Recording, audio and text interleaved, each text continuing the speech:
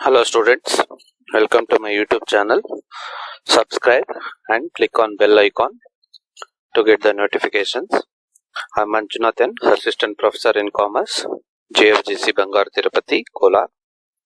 So in the business taxation assessment of companies, we are learning the problems. We'll continue with the next series, series 10, the problem number 4. This has been asked in the Bangalore University examination, May 2019 for section C for 14 marks. Following is the profit and loss account of Uday company for the previous year ending 2018-19. Here the name is changed. So first we need to decide whether these expenses and losses are allowed or disallowed. Allowed, ignore; disallowed or inadmissible, add back. Establishment expenses, allowed, ignore. Rent and taxes, allowed, ignore. Depreciation, so here it is given. Depreciation admissible as per Income Tax Act 50,000. Idana less ಮಾಡಿ, idana add ಮಾಡಿ. Fire insurance, allowed, ignore. Provision for tax, disallowed, add back. Entertainment expenses, allowed, ignore. Donation to Rajiv Gandhi Foundation, disallowed, add ಮಾಡಿ. 80G ಅಲ್ಲಿ deduction claim ಮಾಡಿ, without limit 50% deduction ಸಿಗುತ್ತೆ. General expenses, allowed, go to adjustment number 1. General expenses include a sum of rupees 9,600 as municipal tax and 1,600 as insurance on house property let out. So ಇಲ್ಲಿ ನಮಗೆ house property ಇದೆ, ಅದನ್ನ ಬಾಡಿಗೆ ಕೊಟ್ಟಿದ್ದಾರೆ. ಆ ಬಾಡಿಗೆ ಕೊಟ್ಟಿರೋ ಮನೆ ಖರ್ಚಾಗಿರೋದು ಇದು ಇನ್ಕಮ್ ಫ್ರಮ್ ಅದರ್ಸ್, ಇಲ್ಲಿ income from house property. So ಏನ್ ರೆಂಟ್ ರಿಸೀವ್ಡ್ ಇದೆ, income from house property consider ಆಗುತ್ತೆ. ಸೊ ಈ ಎರಡು ಎಕ್ಸ್ಪೆನ್ಸಸ್ ಮುನ್ಸಿಪಲ್ ಟ್ಯಾಕ್ಸ್ ನ ಮತ್ತೆ 1,600 ಇನ್ಶೂರೆನ್ಸ್ ನ ಆಡ್ ಮಾಡಿ. ಈ 9,600 ನ income from house property calculate ಮಾಡಬೇಕಾದ್ರೆ ಕನ್ಸಿಡರ್ ಮಾಡಿ. Propose dividend, disallowed, add back. It is not a expenses, it is an appropriation of profit. Net profit consider ಮಾಡಿ. ಅಡ್ಜಸ್ಟ್ಮೆಂಟ್ ನಂಬರ್ 1 ಆಯ್ತು, 2 ಆಯ್ತು. Credit side gross profit ignore ಮಾಡಿ. ಇಲ್ಲಿ ನಮಗೆ 12 lakhs ಇದೆ, so 250 crore ಗಿನ್ನ ಕಡಿಮೆ ಇರುತ್ತೆ ಟರ್ನ್ ಓವರ್. ಟ್ಯಾಕ್ಸ್ ರೇಟ್ 25% ತಗೋಬೇಕು. ರೆಂಟ್ ರಿಸೀವ್ಡ್ ಇಲ್ಲಿ ಲೆಸ್ ಮಾಡಿ, income from house property calculate ಮಾಡೋದಕ್ಕೆ ತಗೊಳ್ಳಿ. Profit on sale of fixed assets, so ಇದು ಡೆಪ್ರಿಷಿಯಬಲ್ ಅಸೆಟ್ಸ್ ಇರೋದ್ರಿಂದ ಫಿಕ್ಸ್ಡ್ ಅಸೆಟ್ಸ್. ಸೊ ಇಲ್ಲಿ ಡೆಪ್ರಿಸಿಯೇಷನ್ ಇನ್ನು ಕೊಟ್ಟಿಲ್ಲ, ಸೊ ಕ್ಯಾಪಿಟಲ್ ಗೇನ್ ಬರುತ್ತೆ, ಅಲ್ಲಿಗೆ ತಗೊಳ್ಳಿ, ಇಲ್ಲಿ ಲೆಸ್ ಮಾಡಿ. Interest on government securities, so ಇಲ್ಲಿ ಬಿಸ್ನೆಸ್ ಇನ್ಕಮ್ ಅಲ್ಲ, ಲೆಸ್ ಮಾಡಿ ಅದರ್ ಸೋರ್ಸಸ್ ಅಲ್ಲಿ ತಗೊಳ್ಳಿ.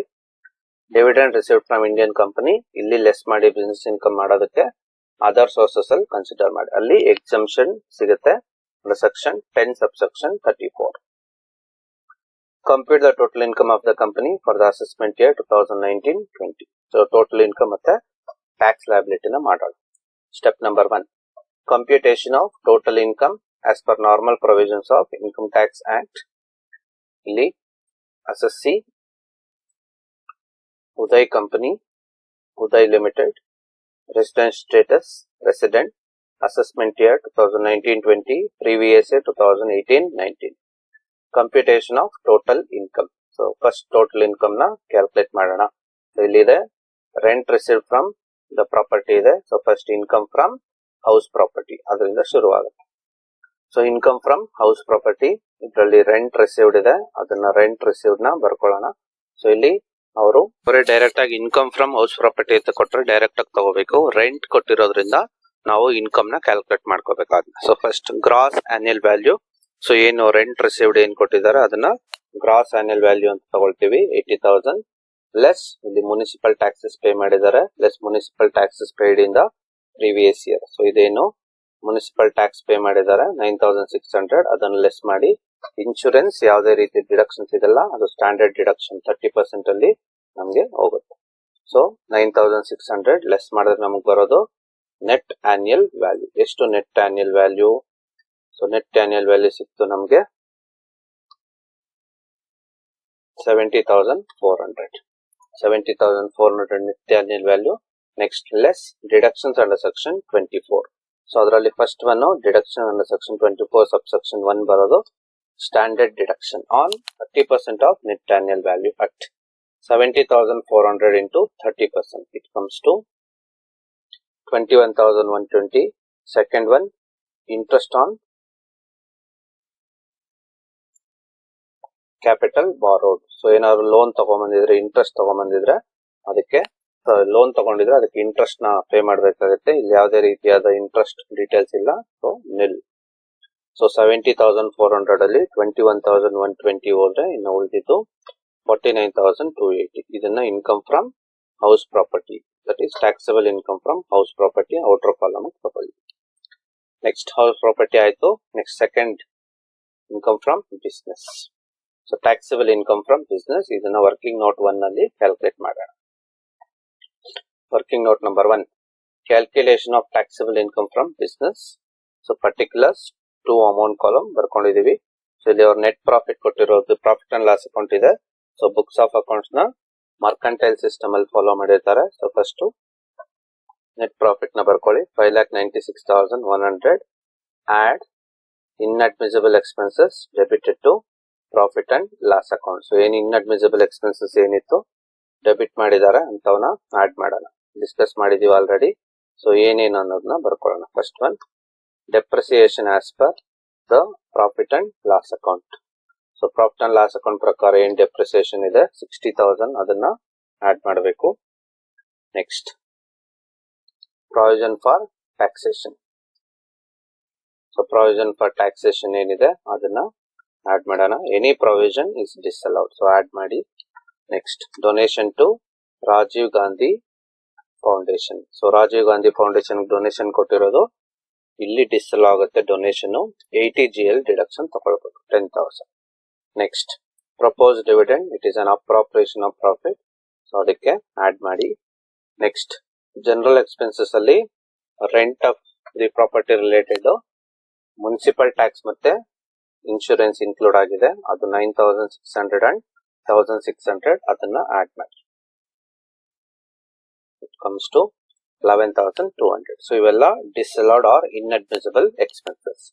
Next roman number 2, business incomes not credited to profit and loss account. So business income ಬಂದಿರುತ್ತೆ, ಪ್ರಾಫಿಟ್ ಅಂಡ್ ಲಾಸ್ ಅಕೌಂಟ್ ಅಲ್ಲಿ ತಗೊಂಡಿದ್ರೆ ಅದನ್ನ ಆಡ್ ಮಾಡಿ. ಯಾವ್ದು ಡೀಟೇಲ್ಸ್ ಇಲ್ಲ. Third, over valuation of opening stock, ಯಾವ್ದು ಡೀಟೇಲ್ಸ್ ಇಲ್ಲ, nil. Fourth, under valuation of closing stock, ಇದು ಏನು ಡೀಟೇಲ್ಸ್ ಇಲ್ಲ, ನಿಲ್. ಸೊ ಈಗ ಈ ಇನ್ನರ್ ಕಾಲಮ್ ನ ಟೋಟಲ್ ಮಾಡಿ 3,10,000 plus 60,000 plus 10,000 plus 10,500 plus 11,200. So ಇದನ್ನ ಟೋಟಲ್ ಮಾಡಿದಾಗ ನಮಗೆ 4,01,700 ಬಂತು. ಇದನ್ನ ಎಬೋ ನೆಟ್ ಪ್ರಾಫಿಟ್ ಗೆ ಆಡ್ ಮಾಡಿ, ನಮಗೆ ಸಬ್ ಟೋಟಲ್ ಸಿಗುತ್ತೆ. ಸಬ್ ಟೋಟಲ್ 9,97,800 ಲೆಸ್. ಸೊ ಈಗ ಲೆಸ್ ಮಾಡಬೇಕು. ಯಾವ್ದಾವ್ದು ಅಡ್ಮಿಸಿಬಲ್ ಎಕ್ಸ್ಪೆನ್ಸಸ್ ಇದೆ ಅದನ್ನ ಲೆಸ್ ಮಾಡಿಲ್ಲ, ಅದನ್ನ ಡೆಬಿಟ್ ಮಾಡಿಲ್ಲ ಅಂತದನ್ನ ಲೆಸ್ ಮಾಡಿ. ಸೊ ಇಲ್ಲಿ ಯಾವ್ದು ಐಟಮ್ಸ್ ಆ ತರದು ಅಂದ್ರೆ, so depreciation as per profit and loss account ಇದೆ, ಅದನ್ನ ಕನ್ಸಿಡರ್ ಮಾಡಿ. So profit and loss account ಏನು ಇನ್ಕಮ್ ಟ್ಯಾಕ್ಸ್ ಪ್ರಾವಿಷನ್ ಪ್ರಕಾರ 32 ಇದೆ. ಪ್ರಾಫಿಟ್ ಅಂಡ್ ಲಾಸ್ ಅಕೌಂಟ್ ಅಲ್ಲಿ ಇರೋದನ್ನ ಇಲ್ಲಿ ಆಡ್ ಮಾಡಿದೀವಿ. ಸೊ IT ಆಕ್ಟ್ ಪ್ರಕಾರ ಸೆಕ್ಷನ್ 32 ಪ್ರಕಾರ ಏನ್ ಡೆಪ್ರಿಸಿಯೇಷನ್ ಇದೆ ಅಡ್ಜಸ್ಟ್ಮೆಂಟ್ 2 ಅಲ್ಲಿ ಇರೋದು 50,000, ಅದನ್ನ ಲೆಸ್ ಮಾಡಿ 50,000. ಸೊ ಅಲೌಡ್ ಎಕ್ಸ್ಪೆನ್ಸಸ್ ಅದು ಒಂದೇ ಇರೋದು. ಈಗ Roman number 2, so non business incomes and exempted incomes credited to profit and loss account. So profit and loss account credit side ಅಲ್ಲಿ ಬೇರೆ ಹೆಡ್ಸ್ ಆಫ್ ಇನ್ಕಮ್ ಏನ್ ಇನ್ಕಮ್ಸ್ ಇರುತ್ತೆ ಅದನ್ನು ಲೆಸ್ ಮಾಡಿ. ಸೊ ಪ್ರಾಪರ್ಟಿದು ರೆಂಟ್ ಆಲ್ರೆಡಿ ನಾವು ತಗೊಂಡಿದೀವಿ, ಅದನ್ನ ಲೆಸ್ ಮಾಡಬೇಕು. Rent received from the property, profit on sale of fixed asset ಕೊಟ್ಟಿದ್ದಾರೆ, ಶಾರ್ಟ್ ಟರ್ಮ್ ಕ್ಯಾಪಿಟಲ್ ಗೇನ್, ಅದನ್ನ ಕನ್ಸಿಡರ್ ಮಾಡಿ. Next other sources, interest on government securities ಇದೆ, ಅದನ್ನ ಲೆಸ್ ಮಾಡಿ.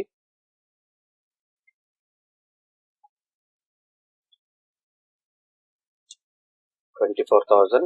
Next dividend from Indian company exemption ಸಿಗುತ್ತೆ under section 10 subsection 34 other sources ಅಲ್ಲಿ. So ಇಲ್ಲಿ less ಮಾಡಬೇಕು. ಸೊ ಇಷ್ಟು ಇನ್ಕಮ್ಸ್ ಕ್ರೆಡಿಟ್ ಸೈಡ್ ಅಲ್ಲಿ ಇದೆ, ಬೇರೆ ಹೆಡ್ಸ್ ಆಫ್ ಇನ್ಕಮ್ ಮತ್ತೆ exempted income. Next roman number 3, under valuation of opening stock, ಏನು ಡೀಟೇಲ್ಸ್ ಇಲ್ಲ, nil. Next fourth one, over valuation of closing stock, ಅದು ನಿಲ್, ಏನು ಡೀಟೇಲ್ಸ್ ಇಲ್ಲ. ಇನ್ನರ್ ಕಾಲಮ್ ಡೀಟೇಲ್ಸ್ ನ ಟೋಟಲ್ ಮಾಡಿ 80,000 plus 50,000 plus 37,000 plus 24,000 plus 20,000. So total add ಮಾಡಿದ್ರೆ ನಮಗೆ total it comes to 2,11,000. So 9,97,800 ಅಲ್ಲಿ 2,11,000 ಹೋದ್ರೆ ನಮಗೆ ಇನ್ಕಮ್ ಫ್ರಮ್ ಬಿಸ್ನೆಸ್ ಎಷ್ಟು ಅನ್ನೋದು ಸಿಗುತ್ತೆ. ಸೊ 7,86,800. ಸೊ ಇದರಲ್ಲಿ ನಾವು ಏನಾದ್ರು broad forward business loss and broad forward unabsorbed depreciation ಏನಾದ್ರು ಇದ್ರೆ ಲೆಸ್ ಮಾಡಬೇಕು. ಯಾವುದೇ ರೀತಿಯಾದ ಡೀಟೇಲ್ಸ್ ಏನು ಇಲ್ಲ, ನಿಲ್. ಸೊ ಉಳಿದಿದ್ದು taxable income from business. So 7,86,800. ಇದನ್ನ ನಾವು ಟೋಟಲ್ ಇನ್ಕಮ್ ಸ್ಟೇಟ್ಮೆಂಟ್ ಗೆ ತಗೊಳ್ಳೋಣ. ಸೊ ಮೇಲೆ ಬರ್ದಿದ್ವಿ ಟ್ಯಾಕ್ಸಬಲ್ ಇನ್ಕಮ್ ಫ್ರಮ್ ಬಿಸ್ನೆಸ್ ಅಂತ ಹೇಳಿ. ಇದು ಟೋಟಲ್ ಇನ್ಕಮ್ ಮಾಡೋದು ಕ್ಯಾಲ್ಕುಲೇಟ್ ಮಾಡೋದು ಫಾರ್ಮ್ಯಾಟ್ ಇಲ್ಲಿ ಬರ್ಕೊಳ್ಳೋಣ. 7,86,800 ಟ್ಯಾಕ್ಸಬಲ್ ಇನ್ಕಮ್ ಫ್ರಮ್ ಬಿಸ್ನೆಸ್. ಈಗ ಸೊ ಹೌಸ್ ಪ್ರಾಪರ್ಟಿ ಆಯ್ತು, ಬಿಸ್ನೆಸ್ ಆಯ್ತು. Next rate of income taxable income from capital gains. Capital gain credit side ಅಲ್ಲಿ ಇದೆ, ಅದನ್ನ ನಾವು ಬರ್ಕೊಳ್ಳೋಣ. So short term capital gain profit on sale of fixed assets. ಇಲ್ಲಿ fixed assets ನ ನಾವು ಡೆಪ್ರಿಷಿಯಬಲ್ ಅಸೆಟ್ಸ್ ಅಂತ ಅನ್ಕೊಂಡಿದೀವಿ, ಅದಕ್ಕೆ ಶಾರ್ಟ್ ಟರ್ಮ್ ಕ್ಯಾಪಿಟಲ್ ಅಸೆಟ್ಸ್ ಆಗುತ್ತೆ. ಸೊ ಅದು credit side of profit and loss account ಅಲ್ಲಿ ಇದೆ 37,000. ಅದನ್ನ ಇಲ್ಲಿಗೆ ತಗೊಳ್ಳೋಣ. 37,000. ಬೇರೆ ಏನು ಲಾಸಸ್ ಯಾವ್ದು ಇಲ್ಲ. ಸೊ ಉಳಿದಿರೋದನ್ನ taxable income from capital gains ಅಂತ 37,000. ಸೊ ಕ್ಯಾಪಿಟಲ್ ಗೇನ್ ಆಯ್ತು. Next head of income from other sources. So ಇಲ್ಲಿ ಅದರ್ ಸೋರ್ಸಸ್ ಏನಿದೆ ಅದನ್ನ ಬರ್ಕೊಳ್ಳೋಣ. ಸೊ ಅದರ್ ಸೋರ್ಸಸ್ ಅಲ್ಲಿ ಎರಡಿದೆ.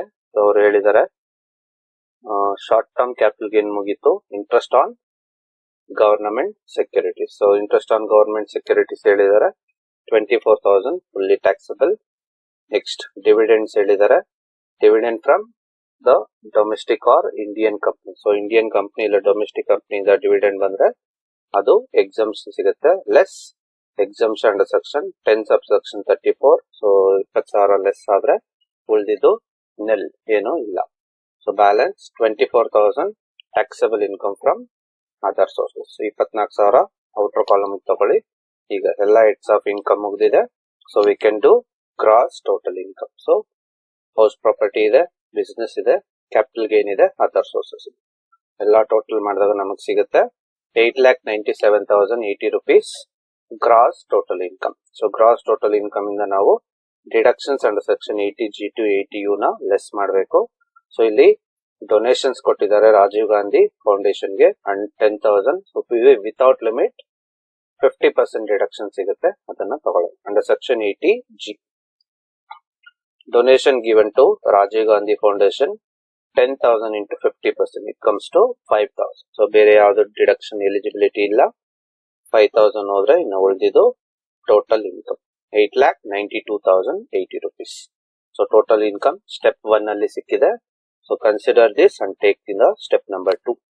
ಸೊ ಟ್ಯಾಕ್ಸ್ ಲಯಬಿಲಿಟಿನ ನಾವು ಕ್ಯಾಲ್ಕುಲೇಟ್ ಮಾಡಬೇಕಾಗುತ್ತೆ. So tax liability tax on total income 8,92,080 into 25%. So turn over 250 crore ಗಿನ್ನ ಕಡಿಮೆ ಇದೆ, ಅದಕ್ಕೆ 25% tax rate. It comes to whatever the value. So ಇದಕ್ಕೆ ನಾವು ಎಷ್ಟು ಟ್ಯಾಕ್ಸ್ ವ್ಯಾಲ್ಯೂ 8,92,080 into 25% ಕ್ಯಾಲ್ಕುಲೇಟ್ ಮಾಡೋಣ. Tax on total income that is 8,92,080 into 25% comes to 2,23,020 rupees. So ಇದು total income tax ಆಗುತ್ತೆ. ಸೊ ನಾವು ಸೆಸ್ ಏನು ಸರ್ಚಾರ್ಜ್ ನ add ಮಾಡಬೇಕಾಗುತ್ತೆ. ಇಲ್ಲಿ ಸರ್ಚಾರ್ಜ್ ಟೋಟಲ್ ಇನ್ಕಮ್ 1 crore ಗಿನ್ನ ಜಾಸ್ತಿ ಇದ್ರೆ ಸರ್ಚಾರ್ಜ್ ಅಪ್ಲೈ ಆಗುತ್ತೆ. ಇಲ್ಲಿ ಲೆಸ್ ದೆನ್ 1 crore ಇದೆ, ನಿಲ್. ಸೊ ಇದು total income tax and surcharge ಆಗುತ್ತೆ 2,23,020. We have to add health and education cess at 4%. So 2,23,020 rupees into 4%. It comes to 8,921. So total tax liability. So 2,31,941 ಬಂದಿದೆ. So ಇದನ್ನ ನಾವು round of ಮಾಡಬೇಕಾಗುತ್ತೆ under section 288B. Multiple of ₹10. ಯಾವುದು 10 rupeesಗೆ near round figure ಹತ್ರ ಇರುತ್ತೆ ಅದು. ಈಗ 941ಗೆ 940 ಹತ್ರ ಆಗುತ್ತಾ 950 ಹತ್ರ ಆಗುತ್ತಾ? ಸೊ 950ಗೆ ₹9 ಬೇಕು, 940ಗೆ ₹1. ಸೊ ನಿಯರೆಸ್ಟ್ ಕಡಿಮೆ ಇರೋದು 940. So 2,31,940 rupees rounded off. So total income 8,92,080. Tax liability on total income 2,31,940. So ಇದು total income and tax liability. So this problem they have been asked for 14 marks in the section C in the May 2019 examination of Bangalore University. Thank you.